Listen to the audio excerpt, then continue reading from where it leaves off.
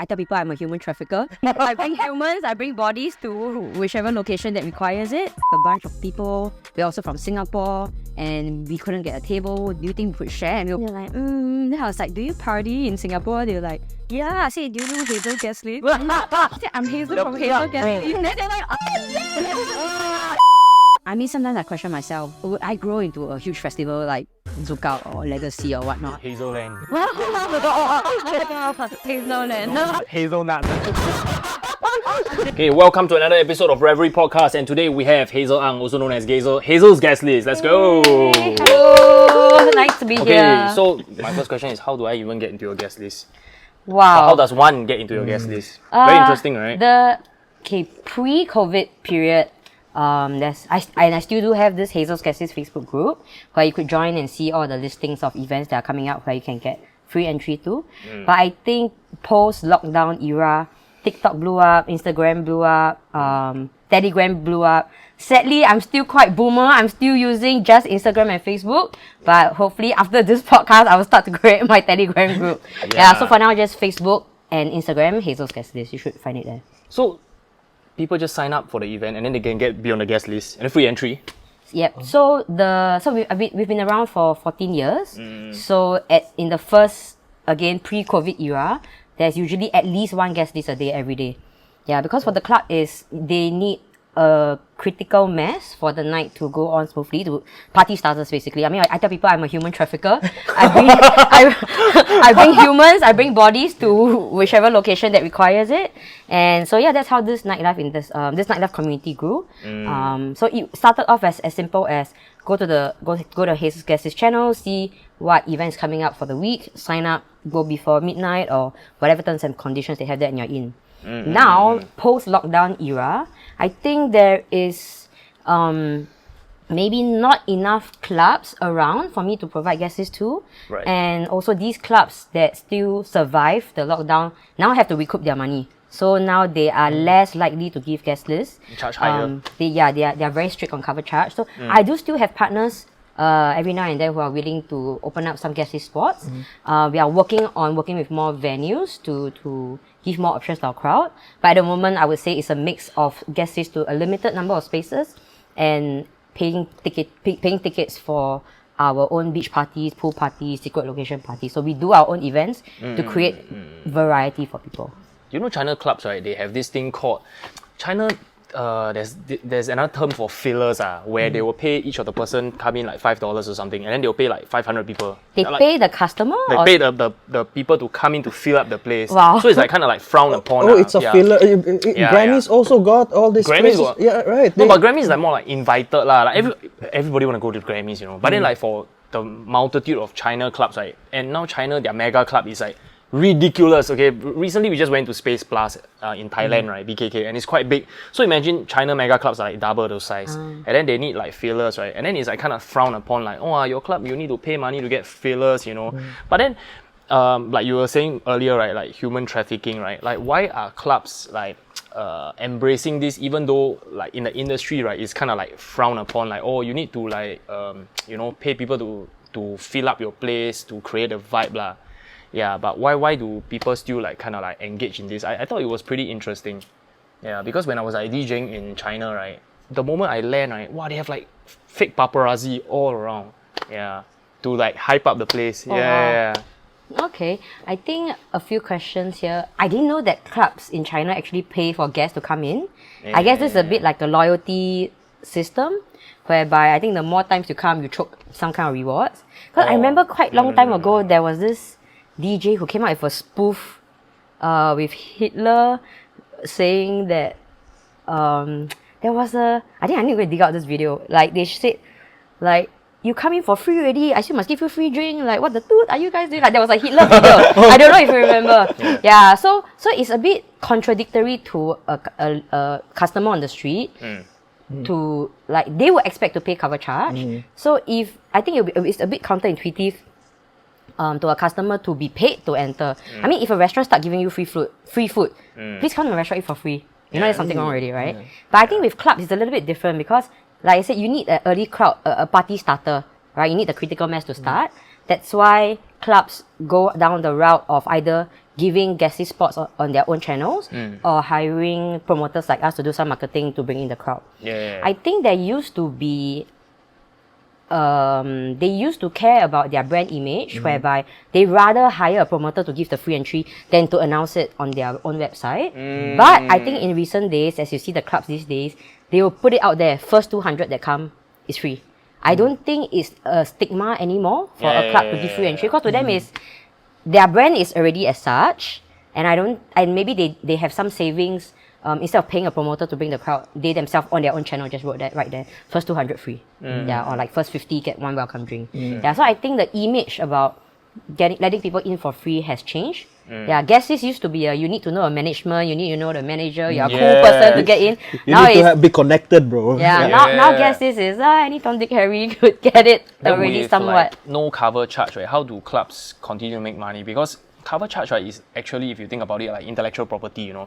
It's like there's nothing tied to it. Like you come in, you pay a certain amount, that if there's no drinks, right, I'm not losing any money. It has the highest profit margin compared to if you sell bottles, you know, or your cost of goods and everything. You need to pay your staff, pay your rental, that kind of thing. So do you think that cover charge is still viable in times like this? Yes, like you say, it's definitely very viable, because like there's a huge margin there for just entry, $20 to, you may take up one small space, yes, but we kind of need you there. And at the same time, there's an assumption that you may buy one drink at the bar, and a bar could cost about $20. So I think in the end, the numbers would work out. I guess this person would probably at least buy one drink to actually be equivalent to paying a cover charge.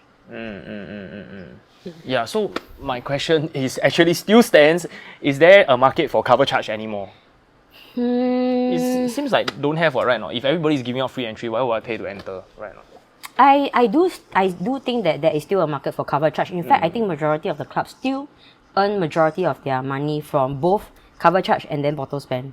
The VIP sales. Because not every... Okay, if you party often enough, you will know how to get yourself in. Not via Hazel Guestlist, you may know a manager or someone from the club. You get in free. But I would say majority of the customers who don't party that often still pay cover. So that is the right way to Especially foreigners. Foreigners got Hazel Guestlist. That's why we gotta break the system already. Break the system already. So for the uninitiated, those who don't know, so Hazel Guestlist tend to attract a lot of international students that are here for just 5-6 months. So we become like a guide as to where they should go for a good time, and also something that's pocket friendly. Because even if we don't have Guestlist, we do have discounted tickets or promo codes for certain popular events and festivals in Singapore. And with these international students, they are here only for 5-6 months, and then they go home, and then a new batch comes again. So through word of mouth, they pass this message down the semesters or down the generation. Join Hazel Guestlist, for party. So your people are like really evergreen, You're the people that's coming. Thankfully, yes, that's how I've been sustaining for the last 14 years. How do you recapture this new group of people? Like if you have 10 and they go back, right? Maybe one will tell, then how do you capture the new group? What is your secret strategy? That's my secret sauce.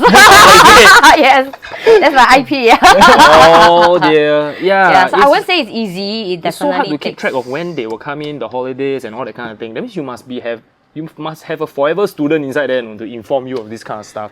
Their website got right, man. Like when is the semester holiday? Who knows? Maybe usually whenever you go for an exchange, right, they'll give you this like printed leaflet. Paper, like leaflet of what to do, what not to do, and what to join. And Hazel's Guestlist is there. You need to join this one if you want to party. Maybe she I don't know. You go to the orientation, you dress as a student or something. I think the seniors do tell the juniors. And because in school, these students go to the top universities in Singapore, and they stand out. You see a white fella, you both know you are exchange students. And then you'll say hi, right? Like, oh, are you an exchange student in Singapore? Yes. Oh, we are going to this party. Hazel Guestlist, just check it out. So it's very word of mouth. And at the same time, like you said, through, I know that I've seen our brand appear in Money Smart website, where they say, look, you want to save money, go to Hazel Guestlist. Wow, now financial channel. On TripAdvisor, they'll say, through Hazel Guestlist, I'm going to this club for free. Wow, damn. And also, I think there are some embassies also, because embassies, they do have people from overseas coming to Singapore for a short period of time. We should work with GNC, man, because alcohol kills germs, bro. They can be pharmacies already. Okay, Mel. So yeah, besides word of mouth and me having a pulse on the student community Right. and some secret sauce, that's how I In our managed to previous podcast continue. with Ben Yap, right, we were talking about word of mouth. Is word of mouth still king when it comes to party promotion? I think these days, I think TikTok and Telegram channels are very viral. Yeah, I admittedly again, and not on any, I should definitely go up soon because I do see other brands, other promoters on those channels and getting really viral or suddenly shooting up in their attendees because of TikTok and Telegram. Like culture also was doing all this. That's why. Yeah, I think culture is more like an event that does its self-promotion, right or not? As compared to someone like you and maybe like Bernie or whoever, there's like full-fledged promoters, like you promote as your main job, right? And then you create event as a side thing, right? Yeah. I think the unique position for, say, culture Fuego is that they are DJs themselves who have a strong following, and I think they have also been in the industry for many years. Yep. So I guess through participating in other people's events, they got to see how running an event could be like, and kudos to them for stepping out and becoming event organizers themselves. Yep. So I would say that it's not easy to be a DJ plus event organizer. Yeah, so kudos to them. So on my part is I also come up with such IPs, such say Sunkeys Pool Party or Life's a Beach, and this is where I engage DJs to cover the music aspect for me while I do the marketing. So I do work with Fuego quite closely for many of our parties. Yeah, it's like the beach theme, kind of reggae, sunset vibes are perfect. Yes. Something not what a regular club can offer. Yeah, so we try to go into that direction. By the way, like we talked about before and after COVID somewhere there. Yeah, during COVID, what happened to Hazel's guest list? For the first 6 months, I'm like, I can finally take a break. You know? I thought you changed to like giving guest list in the hospitals. Yeah. Guest list. That would be good business, I think, but no. So for 6 months, I was thinking, okay, I can finally take a break because all this late night supper it is really tiring for the health. So 6 months, I'm like, okay, I can take a break. Another 6 months, I'm like, okay, I'm done with my break. Another 6 months, I'm like, oh no, I am fucked, beep. Yeah. So I was, but so we did experiences like say DIY cocktail sessions at restaurants and bars because restaurants and bars really needed the help. So we did DIY cocktail sessions, we did whiskey tasting, we worked with a lot of alcohol brands. We also did over Zoom. DIY cocktail making sessions over Zoom. Yeah, whereby we will pack a cocktail kit, deliver it to attendees. Okay, at first we were delivering by ourselves, like Blue Car SG and everything. Then we found out that okay, fine, there's Grab delivery, but it costs like $20 per delivery. And that's where, when you're faced with such obstacles, you try to find cheaper, better, easier alternatives. So that's where we found some homegrown delivery courier company that has a more efficient way. So instead of paying $20 per delivery, I'm paying maybe $6 or even $5 per delivery, and I don't have to deliver. Yeah, because these homegrown courier companies, they do have their stations north, south, east, west, central, and they will disseminate out. Yeah, so leave if it's taking too much effort for you to do something, there's probably a better solution out there. Yes, outsource it. Yeah, so in that 2.5 years, I would say we definitely were in the reds. I was eating my savings. On hindsight, I don't know how I survived 2.5 years without income. But that said, I could focus on my health. I lost 10 kg. I traveled for, I think, 6 weeks, the longest I've ever traveled as compared to normal times. Yeah. So a 2-week to Munich, because we had a VTL. A 2-week of Munich became a 6-week in Europe. So I was in Paris, partying, Budapest for their Sparty. They have a spa where they convert into a festival. Wait, this is during COVID. Yeah, when Singapore was having a lockdown, I went to Europe. I'm like, life is normal here. I just have to wear a mask in indoors. But they were all partying. There was festivals, party, restaurant. Life was normal. Even in the spa, you wear a mask. Not in the spa. So this spa is quite interesting. So it's very cold, and the spa is warm.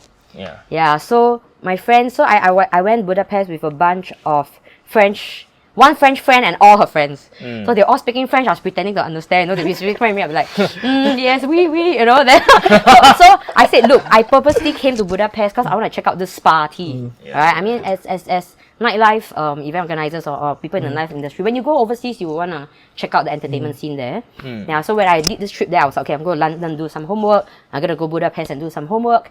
And then, but this bunch of friends, they went to the spa in the day. They didn't want to come back again to the same place at night for, I think, the ticket wasn't exactly very cheap.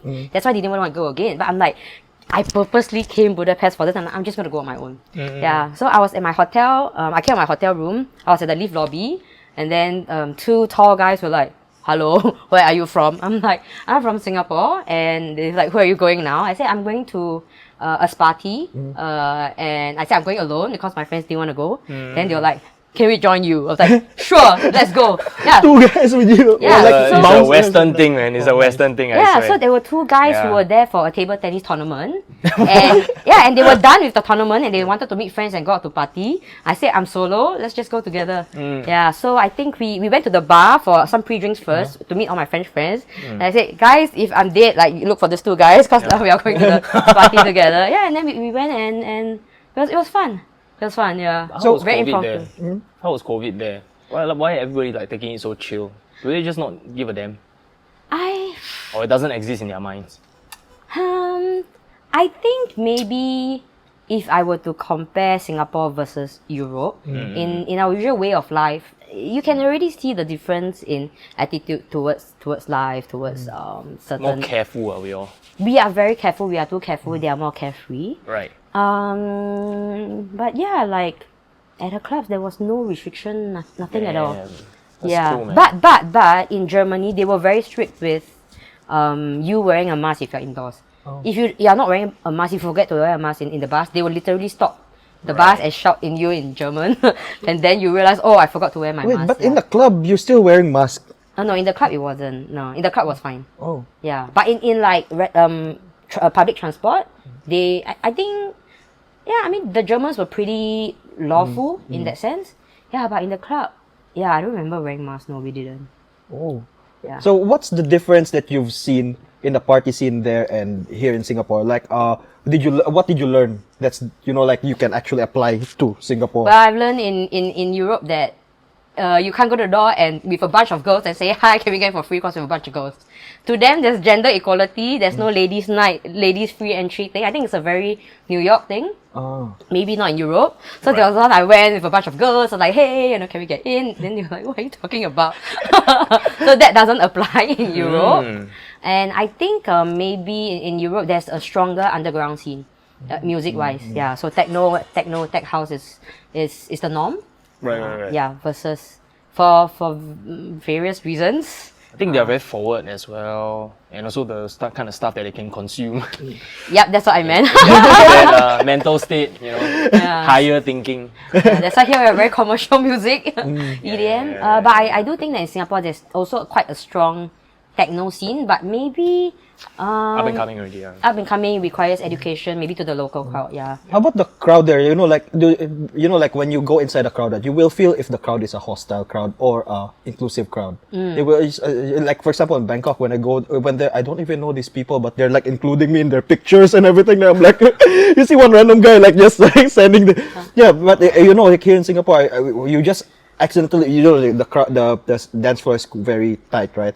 Packed. Then after that, you just accidentally bump to someone, they'll give you that angry face or whatever, I think maybe like they always say, your vibe attracts your tribe. So I think depending on the vibe that you're giving off, people will react according to it. And I guess, I mean, for me personally, I'm quite friendly and I'm obviously a foreigner over there, but because I'm open to conversations, you make eye contact, you smile. So I've been included in a lot of impromptu parties and trips and those make the best stories. So I would say that I've been quite nicely welcomed in the various countries. Maybe in Singapore you're hostile, then in Thailand you relax. Maybe. In Thailand, it's like really random people just pull me in, like, come, let's take picture together. Like, what the heck? Yeah, but I remember once recently in Bali, I was at Finn's Club and we couldn't get a table. Right. So I was looking out for Singaporean looking people.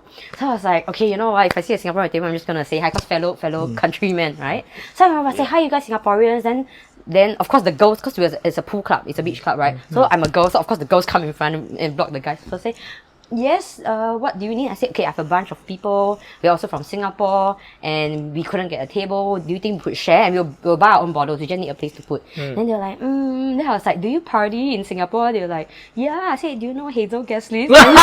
And they're like, yes. I said, I'm Hazel from Hazel Guestlist. Then they're like, oh, yes! God damn it! Yes, the brand, you know, like I can make use of my brand, you know, to get connected with our fellow. That's a good one. Yeah, you gotta hustle, man. Aiyo. Wow. But similarly, I have friends telling me, like, even I become personal friends with some of my international guests, and maybe 5 years on, 10 years on, if they meet other people, as long as they've come through Singapore, somehow or rather the topic of, do you go for Hazel's Guestlist events will pop up, and that's how they find got common ground. And then they'll say, hey, I'm in Hong Kong, I met some people who have been in Singapore and they've joined Hazel Guestlist party. So it's very heartening to hear stories like that. Yeah, it always makes me think that, okay, I'm doing something. Yeah, I couldn't build an impact. Yeah, you made an impact throughout the world because of that, you know. Yeah, so hopefully it's easier for me to open doors overseas when I say, hey, you know, I run this brand called Hazel's Guestlist. Hazel's Guestlist, right, growing so rapidly. I heard that you're also coming up with a new app, right, to funnel that. Is it something that we can talk about? Yes, we can. So, you know, with modern times, you need to improvise, you need to invest in technology, you need to make things a bit more efficient. So I'm launching a new app. I still can't decide the name of it. It's probably a Hazel's Guestlist app that provides entry to clubs or festivals or anything that requires an entry ticket. Yeah, so it could be the regular clubs or festivals. It could be, say, a certain Web3 event. It could be a F1 party. It could be to the zoo. Anything that requires a ticket. So we are gonna go by we're gonna do it a subscription model. So pay an affordable below $20 a month, and you can get access to all the entries that are available on the app. Yeah, I'm thinking whether the app should be called Hazel's Guestlist or Entry, AENTRY. We'll see at the end of this when this podcast is released. Yeah, and so the idea is to fastest fingers first for you to get entries to certain places, or for the higher ticketed items, you are required to attend, because if you don't check in, then you have to pay for that ticket that you reserved but didn't go for. Penalty. Yeah. So I mean, if I get you an Amber Lounge ticket, which costs a few $1,000s, if you don't turn up, you know, but of course all this are dependent on the partners that we work with. Are they okay in being in this collaboration? Because beyond the free entries or the guest list, if it's all taken up, our app will become a marketing channel to direct people to the original site to buy a ticket. Or on the app, we could list a certain promo code where they could go to the main website and key in the promo code to enjoy a discounted ticket. Actually, that's a genius idea. But you know, like right now, right, you see all these kids want to join in, all these underage people want to join in. So they can still join your app, but the thing is, once they they buy all the tickets already. Once they go to the location, Disneyland only. Nothing else. We actually go see doctor. Yeah, I mean, if you're underage and you attempt to buy a ticket, you'll be rejected at the door, and it's not we won't be refunding Sign you in for. with SIM-Pass, so Yes. you can. Actually, make sure the identity. Yeah, so I think all this, we don't disrupt the operations of the clubs or of the venue, so they do their own ID checks as per usual. Right. Yeah, and if you're underage and you attempt to get a spot for a nightclub, you know you're trying your luck. So yeah. Yeah, so I have people doing that actually, buying tickets and say, hey, I was rejected at the door because I'm underage. But in our event, we do write that it's an 18+ event. So I'm not going to pay for you attempting to game the system. Speaking of 18+, right, the last time we spoke with Jeremy Bala, and then he told us this very interesting thing about Ultra Miami. So you know Ultra Miami is like entry is 18, but then the legal drinking age is 21. Right. So why don't we do like Singapore? Entry is 16, legal drinking age is 18. Remember the days where there were all the underage party by what's that collective? I forget already, like 10, 15 years ago, like a promoter company. I remember there's Forget what this was one. it. And then Sound of Five was DJing for them one lah. I forget what is it already. You know what I'm talking about, right? No, I don't know. You don't know underage party? What the hell? I'm very quiet one. I don't know. Are you from Singapore? God damn it! I wasn't in No, the you- know. I don't know about yeah, underage parties and how they managed to Yeah. run it. But back to the question of America, 18 entry and 21 drinking age. Drinking. Again, like the difference in cultures. Like again, we are very lawful and in many aspects, for overseas, in many aspects of life, they turn a blind eye to things. Yeah, I mean, I'm sure in colleges or frat house parties, they're all drinking. Shotgunning and Yeah, like that's where But you. they're all underage. Yeah, right. You go upside down the cake and then you start chugging. I mean, I'm sure they are not 21. yeah. So I think this boils down to society, culture, and law. Yeah, I think we are opening a can of worms if you allow 16, 18, right? 16 to 18 enter. I mean, it's not very hard to drink. Yeah. It's not very hard to pass a beer, you know? Yeah. So I really don't think we should do a entry for 16. Yeah. Yeah, it kind of like limits the party life in a way lah, which is why it is so difficult to set up parties, right? And do you kind of feel like your position as a promoter, right, is not so threatened? Because like, for example, right, in a DJ's perspective, right, there's so many DJs that can replace you in a heartbeat, you know. But for someone like you, right, you have the longevity of 14 years, right, and it's very hard to even survive as a promoter for first 2 years, let alone 14 years, you know. So do you see like potential competitions, or is that actually, you know, smooth sailing for you? I would. There's definitely competition because at any one time there's only a fixed number of people going out each night. Especially in Singapore, right? Yeah, Small population here. Yeah. So if say a club is my client with regular programming, suddenly there's an event organizer that do a pop-up party at a very cool location. I can't guarantee that my regular crowd is going to stay because that's an interesting activity for them to check out for as a pop-up. One night only and it's gone. Yeah. So I would say DJs in Singapore, unfortunately, sometimes are given the pressure to sell tickets. I'll hire you because you sell tickets. I'll hire you because you could bring 1 or 2 VIP table. Sadly, that is the case in Singapore. Right. Because I think that's another reason why guest lists or free entries exist, because I think we have maybe too many clubs for the number of clubbing population. Yeah. So How many clubs for? Oh yeah. I mean, I was just right. sharing just now, like if you go to Bali on any random Monday, Tuesday, there's a club and it's full. Right? Maybe it could be a tourist crowd. It's probably the tourist crowd, but they have an influx or an excess of clubbers. Whereas in Singapore, even though the number of clubs available now is quite few in my opinion, but I think there's not enough clubbers to fill up these clubs. So that's why there's so-called competition or for the DJs whereby you are pressured to at least deliver packs or tables in order to get hired. Yep. For me as a promoter or event organizer, I do enjoy not having the risk of owning a permanent place. I mean, I don't pay rent, I don't pay full-time floor staff and crew. So I do agree that I don't have that risk as much as a risk as venues. But at the same time, when I take on these clients, I do feel a sense of responsibility to make sure that they can run the night. Yeah. So my risk is being able to deliver, because if I don't deliver, even if there's no competition, I won't have a business. Right. So like, for example, if you promise that, okay, I'm going to bring 1,000 packs, but then maybe you bring 500 or 800, is there like any repercussion? Or like no immediate repercussion? They were like, you know. I would say there's no guarantee how many people I can bring. Hazel's Guestlist is a very niche crowd of people who enjoy lifestyle events or nightlife goers. So I do have a niche crowd that I've already filtered out for you. So at the end of the day, I could shout out to these people. Your event will reach them. But as a club, as an event, you need to make sure that your product is solid, or at least interesting enough for people to go.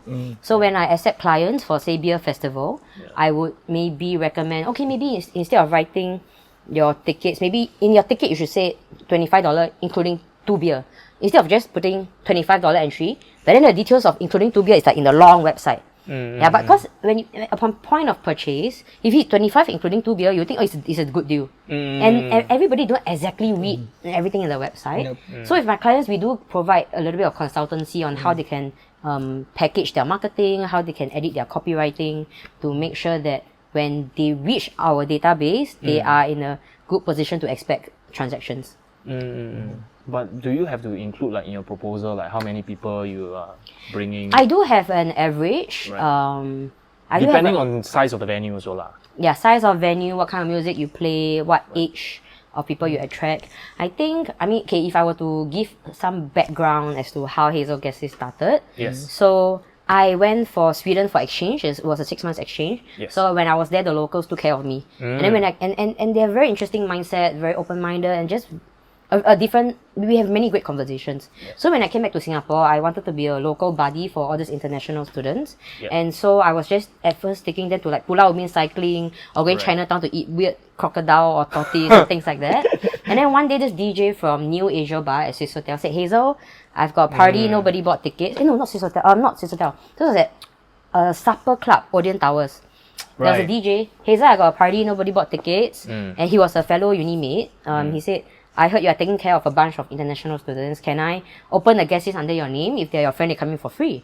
So I said, okay, sure. So I told maybe 30, 40 friends. And then they spread the word. In the end, 200 people came. Damn. Yeah, and then from there, they introduced me to Swiss Hotel, New Asia Bar for every Tuesday. And then Tuesday? yeah, I wasn't a party girl. I didn't know that Tuesday wasn't a party night. So I just went ahead. So for me, it was I can get in for free with my friends, a very nice rooftop venue. And I get free drink coupons as well. Great. And then at the point of time, I was a bit bored of Tuesday. So I went to the next popular club, which was at the time was Butter Factory at the Fullerton area. So when I say, hey, I'm doing this for New Asia Bar, I could do the same for you, Butter Factory. They're like, okay, we'll pay you X amount per girl. I say, wait, what? I can get paid for this? Yeah, because as a student, you already went in for free. And you get free drinks. I don't expect to get paid to bring people to go in and drink for free, right? So I mean, so as a student, I didn't think that this is a marketing job. It could be an agency thing where agencies do charge for marketing and bringing packs. So at the start, it was this promoter game was prevalent 10, 14 years ago, where they pay X dollar per girl. But after a while, I have an average number of people going. And also there are a lot of other little sub-promoters on the line. Going down the line, hey, are you on guest list? Yes. Are you on Hazel guest list? Come with me, I'll cut the queue for you. And then they count it under their guest list. What? Then my friends were like, hey, Hazel, your colleague, should I say his name? Your colleague Solomon brought us in. I was like, I have no colleague called Solomon. Yeah. So then sub-promoters were like taking my guests from the queue.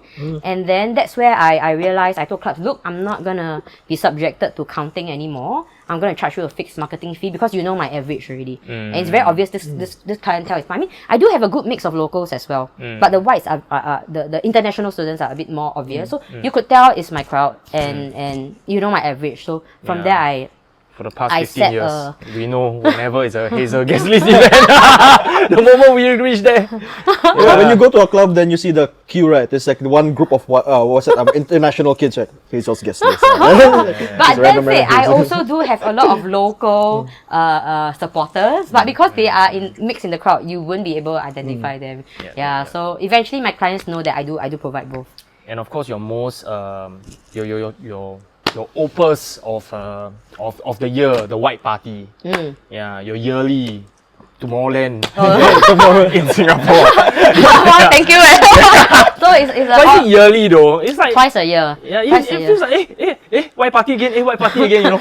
So I 1,000, so many people. Yeah. So I've been doing this all white party at Zouk for I can't remember how many years. So I do it every January and August. So it's white in both sense because everybody dressed in white. And also majority of the guests are white. So the locals, they were always like, oh, so this is the white they mean by white. But we still all have a good time. I think in Singapore we are pretty friendly. We are not that, we don't discriminate, at least not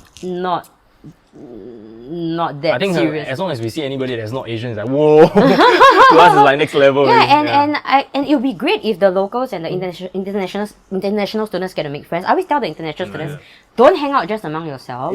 Get to know some locals. Then that's where you can understand the way of life in Singapore and our mindset. And they'll bring you to real local places instead of the tourists. Actually, that's how I went to the one fair, the rooftop party that you guys do. Yeah, I met a lot of international kids there. Like they're from just me going there just to say hi to whoever's DJing. Oh, okay. To I have a lot of friends at the end of the night. It's like, hey, you wanna go? Let's go to Marquee. Let's go to this. And like everybody just wanna bring you somewhere. Please make friends with them. That's the thing. He don't like this word the most. Tourist trap. This one, he allergic to tourist trap. Yeah. Yeah, that's why I you know, like I think that's a good advice that you actually gave the you know, like the international kids. Make friends. You know, like instead of standing out, why not blend in? Try to make friends with the locals and everything. Do what they do, eat what they eat, and everything. You understand the country way better, and you'll have more meaningful experience. Exactly, and your friendship will last forever. Like I still have friends from 10 years ago who came by Singapore, and we just bonded over a meal. And 10 years down the road, like just 2 weeks ago, one guy just messaged me on Facebook, "Hey Hazel, I don't know if you remember me, but I'm coming back to Singapore." So it's like from a fellow student now, he's like some C-level guy. And then it was nice to catch up, you know, and talk about old friends and old times. So you never know, you have a friend, you know, around the world wherever you go. Back to the white party, right? What was the most logistically challenging part of it? Because it's like 1,200, 2,000 people or something. Actually, I wouldn't say that it was any logistically. It was Okay, the venue is there already. because look, Zook does a great job in entry, security, service. I mean, it's a well-oiled machine. Yep. So and 1,000 packs isn't the most that we have done. I don't know if you I remember. don't know, you did 4,000. Life's a Beach at Wave House Sentosa. Retarded. I think it was like 3,000 to 5,000 people. So those, Legacy on steroids, man. so I really miss Life's a Beach at Wave House Sentosa because it's like 3,000 to 5,000 people, and okay, that was logistically a bit hard because it's not a club. It's a surf You need to sports have center. your own bar and everything. Yeah, so the team there also did a good job in running the bar, but of course logistically, you know, the security there are not always based there. You don't know what blind spots to look out for, people jumping the fence, and also I would say the staging was quite straightforward. Lights and sound the venue already have. So I would say that I've been very lucky, or maybe I've been so lazy that I've been only using venues that already have most of the stuff set up. Where I only win half the war already. Yep, yep. yes. Because I mean sometimes I question myself, would I grow into a huge festival like Zookout or Legacy or whatnot? Hazel Ang. Holy shit! Hazel Ang. Don't be what? Hazelnuts. Jeez. Yeah. What the hell? That would be quite interesting. It's true hazelnuts. I haven't thought of that. Yeah. No, we always need, you know, Hey, I creative want 10%. crazy. I want 10%. Yeah, we'll throw Patent, hazelnuts patent. into the festival. Yeah. But So, okay, why do you always use Peatix though? Why not Eventbrite? Like, you know, the website to sell tickets one. Why? Right. Do you have like some special deal? Or maybe why not Cystic? You know? okay, so Peatix was one of my first ticketing partner. In fact, I think I'm also one of their first event organizer that came on board. Oh. Yeah, Wait, and Peatix local company? it's a Japan company that opened a Singapore office, and cheers to the Peatix team. You know, like I'm always dropping them messages at 2 a.m., 3 a.m. because that's where I'm nocturnal. That's where I work. Right. And then they would reply me even though it's not working hours, and like Hazel again. Yeah. So Diamond medallion member, man. yeah, I mean they are very proud to have me on board, and every time at any Peatix anniversary or even they'll say, "Oh, Hazel was our first trusted us, one of our first clients." Yeah, so I would say Peatix technology has been very modern and fast. They have a very responsive local team. Right. I think that was the key thing for me. And also now our Peatix, I'm not sure how many subscribers or like email subscribers we have now. Maybe 18,000 or 14,000, something like that. Peatix allow you to send email messages as well, right? So yes. So if an account holder follows Hazel's Guestlist, whenever we create event, they'll receive an email. So this system works very well for me and my community because that's where they know tickets launch, early bird is up, let's go buy it. Right. Yeah. A little technical, right? Can you do like kind of like retargeting? Or like people that put in their checkout box but they never press checkout, then you can send an email like, hey, here's a discount Oh, code I don't to think check out. Peatix does that. Ah. I don't know. Do you? I don't think. I don't think so. Does Yeah. Eventbrite do that? Eventbrite can allow you to target. Ah. Yeah.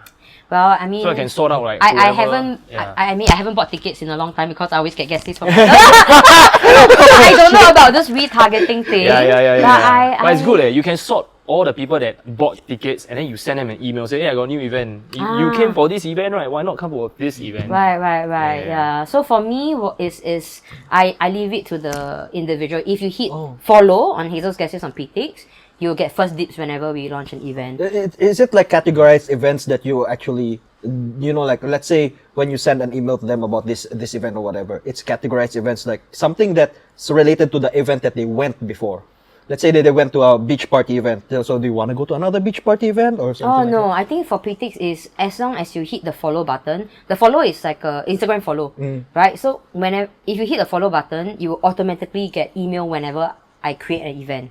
So it's not by category, it's not by text. But I believe if you are on the app, if you are looking at my event, say my event, I put nightlife, beer, youth as the text. As you scroll down to the bottom, they have other related events. And actually, that's the one reason why I'm going to start my own Hazel Guestlist app, because I don't want my database to be going to other people's events. Yes, that's the way. So that's one of the key motivating factor as to why I want to create my own app. Also recurring income. To keep my community within my and own it's really good, ecosystem. like let's say your app can actually produce its own QR code for the event, Yes. like just this is my ticket, you know, it's good. And I think it's also help payment, right or not? So it's like, it's easier to also count per pax or whatever kind of deal that you have with the club lah. But what is like the most common kind of deal that you have with the club these days? Do they pay you a flat fee for X number of people, or they pay you per person? Yeah. So I think these days, because just now you were talking about money. So in the olden days is by the number of people you bring. Right. But now I really don't think that is useful anymore, because like clubs can put it on their website, first 100 free. Yep. So my value add comes in the form of, on top of bringing packs, I also provide marketing services. We do graphic design, we do copywriting, we do photos, we do video, we do a whole campaign for you. So we also come out with unique concept for club, because my strength is in event concept.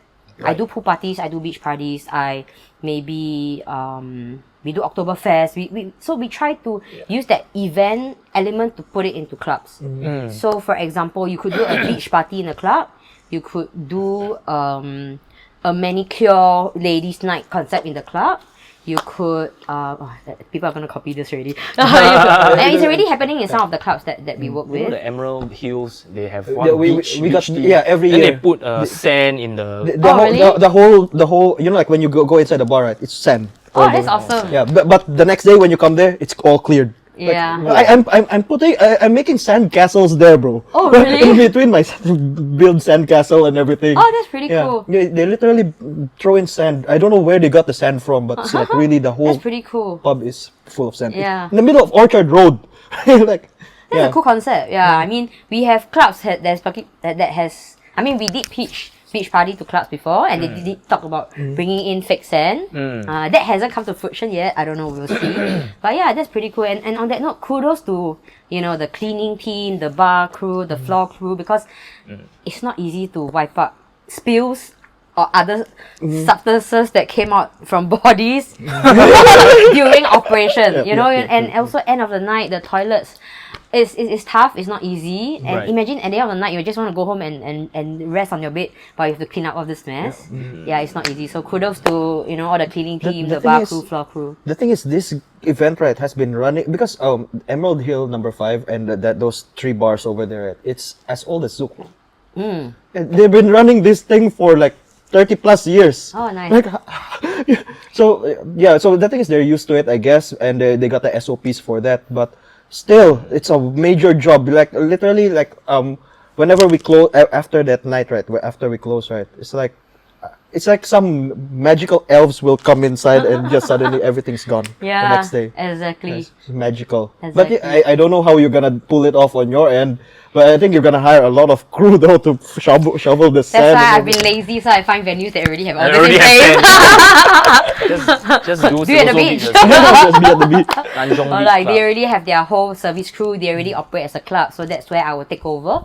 Like for example, recently I did a secret location party at BBQ Under the Stars at Turf Club. Yeah, it's a restaurant by day. Yeah, Turf Club, not Turf Club. Turf, Turf. 100 Turf Club Road. Oh, Yeah. Turf Club. Oh, is it at the racetrack there? Is Yes, it? correct. The Horse City area. Yeah. So, so they by day they are a restaurant, but they at least have a team who know how to clean up the night, even if I turn it into a club. So great collaboration with them. Shout out to them. Wait, is that Rubato? Yes. So Rubato renamed to BBQ Under the Stars.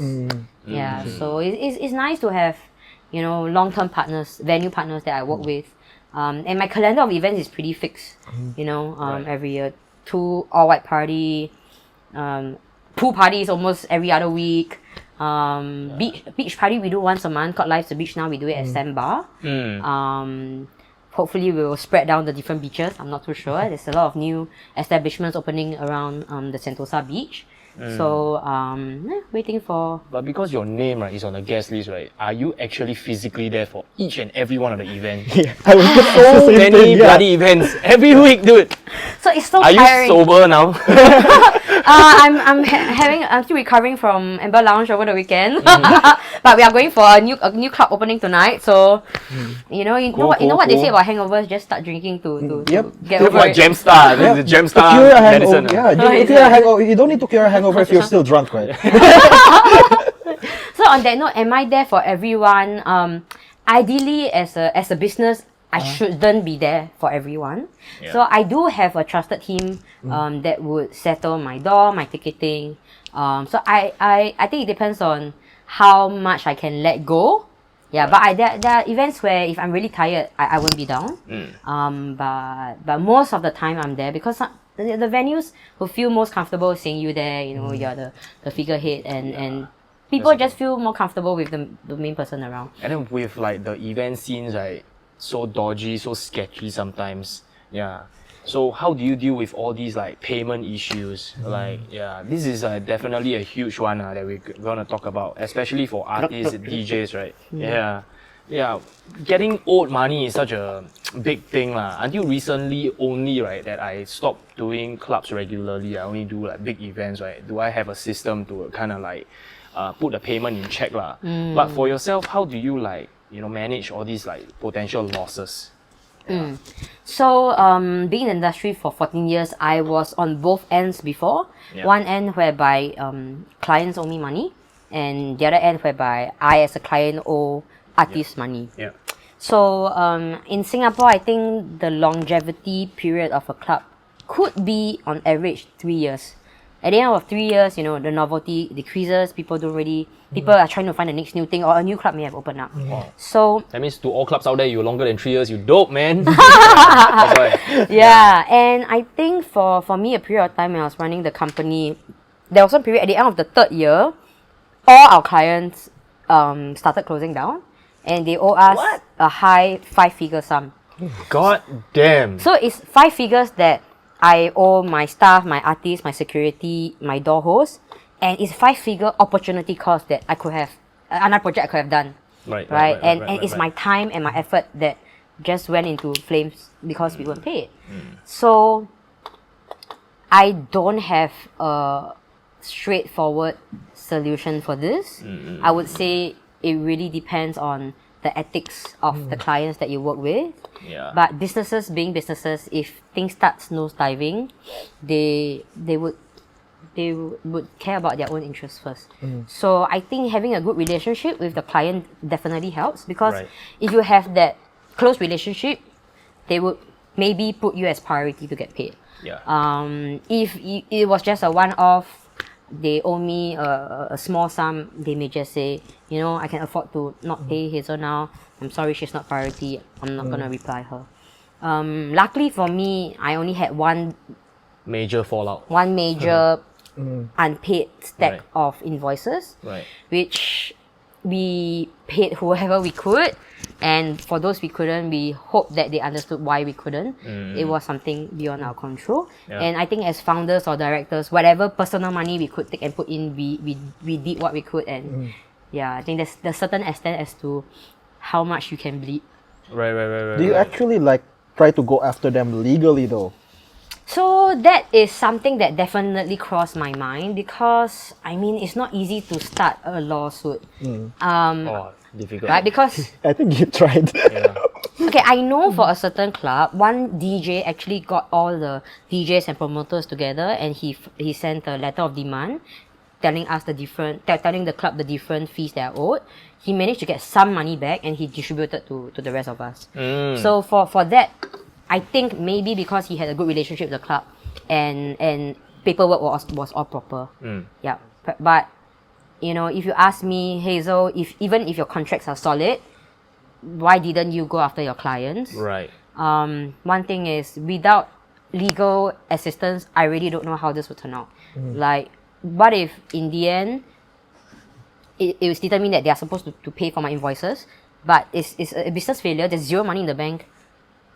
Where's the money going to come from? And who's going to pay the lawyer fees? So to me now, I'm still a very evergreen, I have no legal background, and we should thought I did. I have no legal background, no legal team, so I can't really say that, but I can't imagine how hard it is to pursue a client legally. And the industry is very small.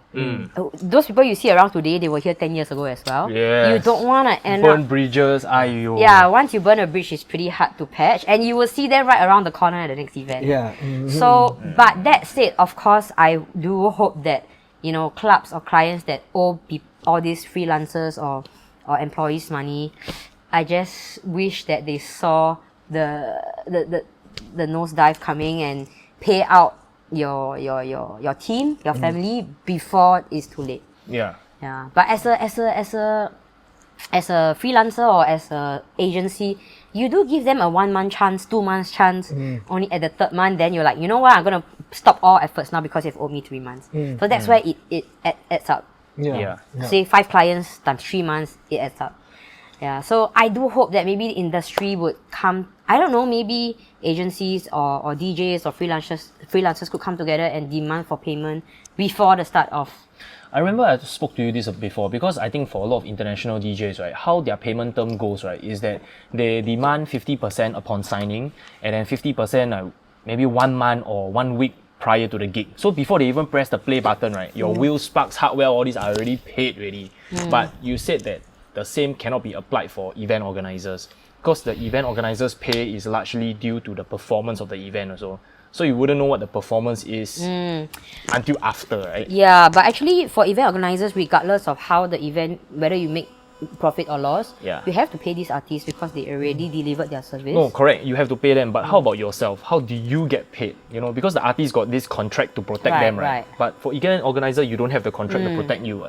I think I've been very lucky since the start. Besides that one batch, my relationship with my clients have been pretty good. And I think, I mean, I quote some people say, Hazel's one of the most, how should I say, I don't use the word cheap, but most affordable promoter. I think my amount is so small that and I deliver so well that to them they are thankful for my services and they reward me for that small remuneration. So I don't think, I think because of that, they saw me as an asset, they saw me as a good partner, they make sure that I get paid. And I do see them coming back, you know, and we continue working together in their other endeavors down the road. So I think I've been quite lucky. I haven't really had to ask for payment first. I mean, it's a bit hard for me to ask for payment first, even before I deliver. Right. So say a new client, and you say, Hazel, I need your services. I say retainer is X amount of dollars. Pay me before I start. Okay, I do try that. Marketing will comment upon payment. I send an invoice, and then they start sending me all the assets and pictures and everything. I'm like, do I say pay me before I start, or like should I be so strict about that? I think it takes a bit of EQ to sense the room, to sense what kind of clients they are. So I would say, trust. I depend on my gut. I'm usually quite easygoing. But that said, I wouldn't say reputable companies are the best paymasters. I've had a really, really reputable corporate company that delayed my payment for 3 months. And it's a huge amount of money. It's a 5-figure sum. To the extent where I'm like, do I burn this bridge? Do I check LinkedIn? Which director is it? I went for it. I'm sorry. Because 1 month, I give chance. 2 months, you're being rude. 3 months, it's okay. I think I don't need you as my client in the future It's anymore. unprofessional, yeah. Very unprofessional. Somewhere is a big company. It's a huge company, and they provide financial services and advisory. So, But they cannot. They cannot as a financial consultant advisory company, you don't tell me you don't have proper practices to pay. Ayo. Trust guns, yeah. They paid. They also paid the 2 months penalty. I waived off the 3rd month's penalty. Yeah, I mean for me I don't really need I'm not seeking the penalty. I mean it's a bonus. Right. But just pay me for whatever I delivered. Yeah. Yeah. So I would say, you know what? Protect yourself. Sign retainers that gets you paid at the first of the month. Yeah, maybe as a whole, industries, the gig economy, people should start practicing. Wait, retainers as in you doing regular service for them. That's what the retainers are for. Yeah, so retainer is a monthly fee to deliver a certain level. Base level of product. Yes. Then on top of that, maybe you charge extra or something like that, right? I mean, so far with clients that are on retainer, there's a certain set of requirements or expectations. If you hit that, great. If you don't hit that, hello, let's have a drink, let's have coffee. And then you see how you could improve the situation. Yep. Yeah. And I think for me, in several cases whereby if you paid me but I couldn't deliver to your expectation, I would say, you know what, I'll do a second event for you for free. Yeah. Because for me, as a event, if I were to I'm very... You feel guilty, is it? I don't like to overpromise and underdeliver. I tend to underpromise and overdeliver.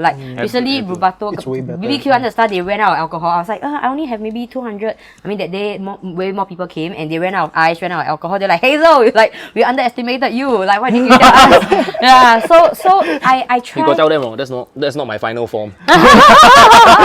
Yeah, man. Yeah, I think because if I were to pay X amount of dollars to an agency, I would expect results. To me, I'm sorry, I don't care about views, I don't care about engagement, I don't care about impressions. I care about number of transactions. Bodies on the dance floor. Yeah, I care about transactions. That's why with my clients, I do say, put a promo code there because I want you to track how many transactions came through me. Because some influencers would be like, say, look, I could post for you and the branding, the association is there. You sell more, man. Okay, that could be true. Maybe Poca has an ambassador and the association, makes them sound cooler, but the transaction, you don't know. So maybe, yes, they are paying for association, they're paying for branding. Right. But I guess as a business owner, I care about transaction. So with my clients, I always say, put in the promo code I want you to track. Yeah. I think you are less of marketing, more of sales. Yeah. If I think about it, right? Yes, Yeah. yes. It's really sales. And it's Yeah. like a two completely different. I think you deserve a blue tick in Instagram more than the rest of the people. Actually, I see a lot of people getting blue ticks now, and I went to search how do you get a blue tick. I think it was quite easy. Yeah, now it's quite Now. I think there are some criteria. You're legit, yeah. The rest of these influencers, right? They don't really influence a lot of people, but you really influence people, yeah. Yeah. So I guess, yeah, you're right. I would say that I'm more sales driven, not only for myself but for my clients also. Yeah. That's So really, really good. when you get to the point where you have to do the free event to kind of like reprove yourself, Free event to like, reprove okay, myself. like for example, if you didn't hit target, then you said that you will do a free event for them, right? Then what would your steps be if you were put in that position? So, say at the end of the event, clients say, look, Hazel, there was only X amount number of transactions. Yeah. So correct. I would see, did the client at least make back the money that they paid me for? Because if you made, then it's no loss, right? But if you didn't, that's I say, let me know when's the next event. I'll do the exact same thing. Yeah. So when the next event comes, Hazel, we got this event. Okay, give me your assets, give me whatever. We blast it on our channels. So our Instagram, our Facebook, our Peatix emailing, and I do also have a WhatsApp list of more discerning crowd that I do WhatsApp to as well. Do you keep editing that list? Like for example, you spam them, then they 2-3 times they don't want to reply you, then you probably remove them from the list. Oh no, right? it's okay. I'm okay if you don't reply. It's an invite. It's a FYI. If you're interested, you reply, or if you're interested, you can buy a ticket. Yeah, you don't. So I will tell you, don't feel stressed to reply me. It's just FYI. And I guess they do appreciate these WhatsApp invites because Right. they want to know what's cool, what's happening. If someone's birthday or friends are in town, where they can bring them. Right. So I do add on the list as But I you meet don't new remove lah. people. I mean, if people say, "Can you please unsubscribe me?" Yeah, okay, I'll unsubscribe. But so far, I think less than 5. Oh, okay. I feel like, like whatever you're doing, right, is something that, can really gain the trust of a lot of brands, a lot of events, event organizers, even all these venues. Because the thing is, a lot of I saw before COVID, right, there's a lot of promoters that just keep on sucking ENT. Promoters suck ENT. Yeah. Oh. Then that's where the clubs lose money lah. Because the thing is, they keep on they bring little people, but they suck ENT. Like Right. they're the ones that's drinking so much in the club. Yeah. Yeah.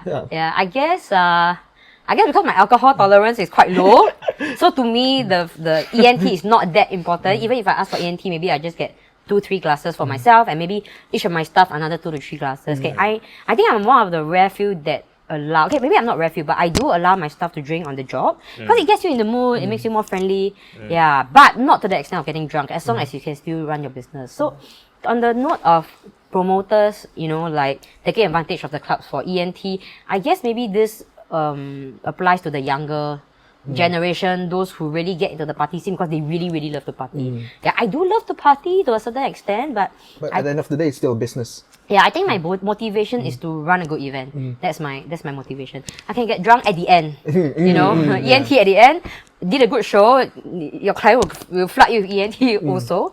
Yeah, but I think it's my motivation is to run a good show. And I like it that like you actually want to make it right. If you did something, if you didn't actually hit, like whatever you need to hit, but before COVID, right, all these promoters, they didn't hit anything. No, never mind. Like we try the next day. We just give us more ENT. Yeah, I think maybe it has to do with the new generation and the sense of entitlement. I don't know if that's a nice word to use, but maybe their expectation these days is I deserve it because maybe they just think that they deserve it. Yeah. I see most of the promoters company, right, they run it like a pyramid scheme. That means one promoter will hire 3 promoter friends and 3 or something like that. But I don't see yours functioning that way. But do you have like sub promoters under you, or Not at everything is all. just you? Yeah, I would say maybe Hazel Guestlist is a bit more organized and good in community building. Right. We build a community. We have very frequent events, at least 2 to 4 a week. So that gives the momentum and it keeps our database with us. For the promoters that have a permit, that's not wrong either. You to go further, you need a team, right? You need collaboration. You need to bring partners in. I guess maybe it has to do with their age, right? They are young. They have fellow friends who are also interested in being in the same scene, in getting into nightlife. So it's easy for them to find fellow friends who are willing to help each other. And of course, it makes sense to share any remuneration down and do a percentage share. I guess for me, at this point, 14 years in, I really need systems, groups, technology to build my community. Yeah, it's not just more friends of friends really lah. You really need like a bigger scale lah. But I would say beyond parties, I do get a lot of referrals for corporate events. So that's where I think, as in this 14 years, whoever that was here partying with me as a student, they are adults now. And when they are in companies that need a team bonding event, they need a D&D, they need DJs. They're like, okay, I think Hazel is still doing all this. And then they drop me a message, hey, can you arrange for DJ, speakers, decoration, photo booth? Sure, because I do that for my own events. So that's why we do have a corporate arm where we do corporate events as well, based on the experience we have running our own events. Is there another name for it? Like It's still Hazel's Guestlist events. Everything's Hazel's Guestlist events. Are you gonna do some loyalty program kind of stuff next time? Like, okay, you attended 5 parties this month, you're gonna get into the next tier. I thought of that, but then it will backfire because all my people are regulars, bro. Everybody will get all the stamp or all. I can't because our people are very loyal. They come to all of our events. Yeah, so I'm glad to say that I can't do a royalty program because then I don't know what to give to Everybody's everybody. loyal. Right. As we spoke to so many podcast guests, right, everybody all says the importance of community building.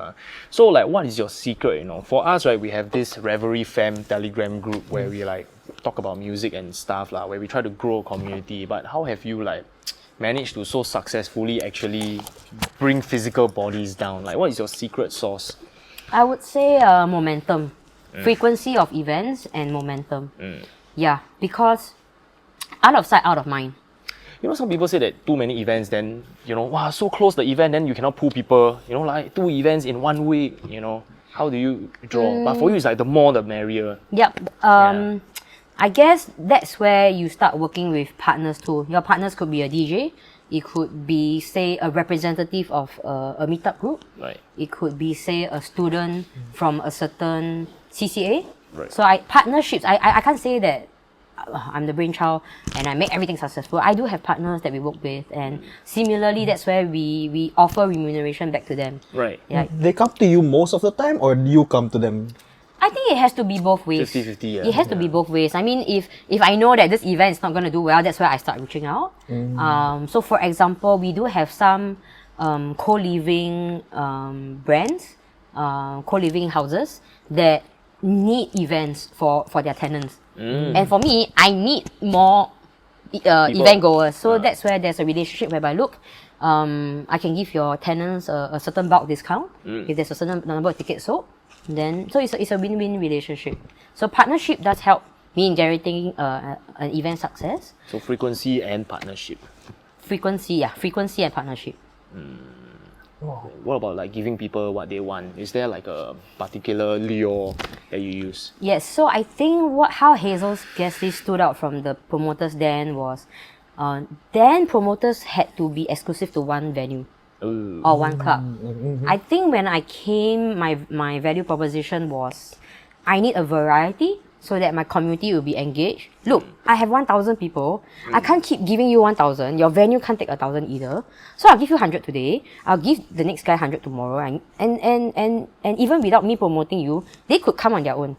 Yeah. Wow, So, this is like DJing on steroids, you know. Like DJ, you can only physically be there at one venue DJing. She can DJ 5 places at once. yeah, so I would say that variety. For me, the ability to provide variety does make sure that I have a consistent crowd coming. So Damn. variety not in terms of venue but concept as well. Right. And so with this, I need to, do some homework as I'm traveling overseas, check out what Study their entertainment. party culture, is it? Yes, their party culture. Like, I think London is great for entertainment. You could have a dinner and suddenly there's a cabaret coming out from behind you. Those are amazing. Speaking about dinner, right? Also, another thing from Jeremy Bala episode is that most countries club very early. Like, for example, in Vegas or in Thailand or whatever, they end at 2. That means the doors open like 8 or 9 already. You know, so it's like a good transition from dinner to light drinks to party, all in Right. the same venue. You know? Yeah. But Singapore is like, eat dinner, okay, shit, now we nothing to do already. We need to go pre-drink at the bridge. You know? That's where Now the 5 cannot. seconds come in. Oh, that's why no wonder Singaporeans drink so quick, Yeah, right? that's Eh, no time, no time. no time. Yeah, but does it affect like the clubbing curation when there's such a big lag time, like a energy loss of such? Yeah, then Singaporeans only come to club at 1, but most places overseas want to close already, Right. I think, a few reasons here. Okay, I think in other countries, in Asia context, we live with our parents until we get married. Or if you're independent enough to get your place. So you can't do house parties. And I think the idea of pre-drinking is not that big in Singapore. You just expect to start drinking at the club. Huh? In Singapore, pre-drinking not big, meh? I feel it's not as big as overseas. The kids will drink outside the club, somewhere at the side of the road or on a bridge or something like that. Yeah, but even that is maybe just 30 minutes to 1 hour before they actually enter. I think for us, when we working adults, we just go to the club swat lah. Yeah, directly. It's directly lah. Right? And I think also because alcohol in Singapore is very expensive. In the clubs and bars, it's very expensive. Very expensive. So maybe that's why people don't start from a restaurant to... I mean, the young generation don't go from restaurant to bar. But I think the working professionals, they still go for a restaurant, start some light drinkings there before going to the club. So I think it's age dependent. And I guess the price of alcohol in establishments is not exactly easy God for us damn. to start early. Yeah, one bottle in Marquee, I go Space Bars, I get 3 bottles. Yes, yeah. I heard in Crazy, Europe dude. it's like the beer is cheaper than water, bro. $1 beer, $1 beer, I mean. I remember I was in Santorini towards the end of my exchange. I only had a few euros left, and I went to the supermarket. The beer was cheaper than the water, so I had beer and bread for breakfast. What the fuck? I had a few That's coins called a left. balanced diet. What the shit? Yep, your bread and your cups, both cups were one in each hand. Yeah. But the beer was cheaper than the water there, so I had to have beer for breakfast. I think our culture will change. Our drinking culture in Singapore will change if the beer is cheaper than water as well, man. But one thing I also feel for clubs is, if you don't drink outside the club. Don't hold your soju or your beer at the door and start drinking. It's just impolite. Yeah. Or even better, hide it in the bush. I I will go to the bush and throw it away. I'm guilty of that last time when I was like in poly or whatever. Then we don't have that much money. Yeah. We'll go inside before we go inside the club, we'll pre-drink first. Then we cannot finish, right? Okay, we hide inside the bush first. Then we go inside. Then come out, drink again. Find that thing in the bush. I mean, it's the best if the club owner or the curator, right, knows of the culture of the people. Like Ben Yap, right, he's like, hey, every Wednesday, right, we do like a lower cover charge because we know all the kids outside the bridge drinking. So even the Zouk GM also know about it, right? And then they kind of like weave the promo into the culture lah. So I thought that is the best way to kind of like make things work lah. And I think the fact that now there's no public drinking from 10:30 p.m. onwards helps the club, really help Right. help the venues. Because like you said, the Clarke Quay Bridge used to be a hotspot for making friends before you enter the club. Yeah. Now you can't really. So. Does it like kind of contribute to a lower energy in the club? Everybody going in the club like more shy a bit. But they pre-drink already, they going, fuck that bitch! The Jackin Bridge, bro. There was once, many years ago, I was walking across the Jackin Bridge. Yeah. There was a cup, an empty cup on the floor from a pre-drinking. So I had a friend who just kicked the cup into the river. From the other side, NEA came. Oh! Excuse me, that was littering, you kicking the cup on the floor. Yeah. And because I already pre-drink, I was a bit tipsy, I was like, sorry officer, can I see the ID? Then I passed to my friend, run! Oh, Then I was like, what are you doing, Hazel? I said, I'm sorry, I'm very tipsy. The ID take back, sorry. They didn't do it. I wasn't thinking. My brother also kana. It just turned 12, so it was his birthday. We're pre-drinking at the Clarke Quay Bridge. What? Your brother turned 12? No, I mean, it just turned 12. Okay. Then Midnight. Midnight. Sorry. Then after that, Your brother 12, then he pre-drink. then we were pre-drinking, right? So we were gonna take pictures. Yeah. So someone just passed him his, like his cigarette. My brother doesn't smoke that time. Pass him his cigarette. Then after that, he want to take picture. Then my brother's like, he don't know where to put this. Like he don't know where to stub it or whatever. So he just threw it in the water or whatever.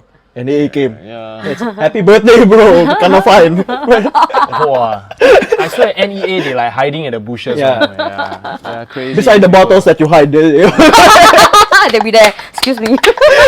Maybe that's how they earn commission. Maybe that's why some of the bottles gone also. They're drinking while waiting for you.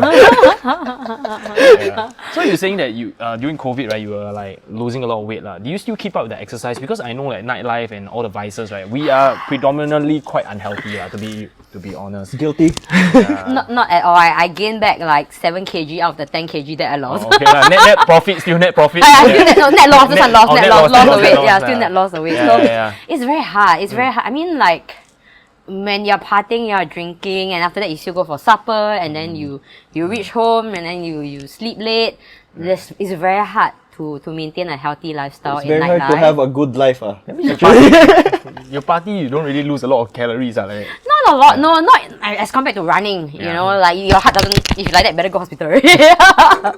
Yeah, but yeah, I think it's but there's small little ways which you can still not how should I say to watch your calories. Right. Tequila soda, Right. there's flavor, right? And but don't take too much, you'll get really. Yeah. Or like say vodka soda with lime wedge. Yeah. Don't take the Coke, the Sprite, the sugar-free Red Bull is okay. Because it's sugar-free. Yeah. So I think it's small little steps like that does help, and just don't join for supper. But that's the cherry on top, bro. That's the cherry on top. Sorry, I just look. My soul just came out and looked at myself in disbelief. What are you talking about? Yeah. So I mean, come on, you. I mean, after party is the least of your worries, man. After Okay, party. to be fair, there are people in the industry who are very fit. Yeah. So I guess it's a discipline problem. It's an individual discipline problem. It's not impossible, but it's impossible for me. Yeah, but I'm gonna try.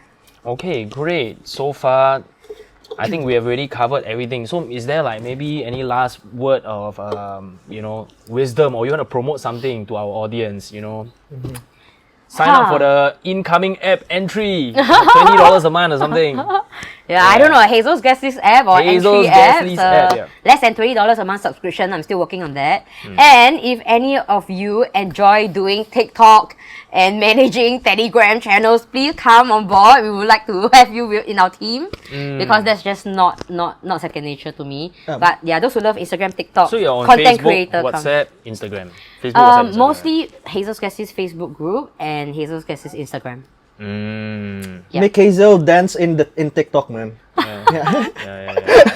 The first TikTok of Hazel's guest list, right? It's just her dancing there. No, she danced into the different venue because she offers free entry. Actually, that's a good idea. So I need campaign ideas like that. Are you interested to do TikTok for us? Let's all dance together after party. Okay, thank you so very much, Hazel Ang, Hazel's Guestlist. Thank you Thank for you. your time. Yay.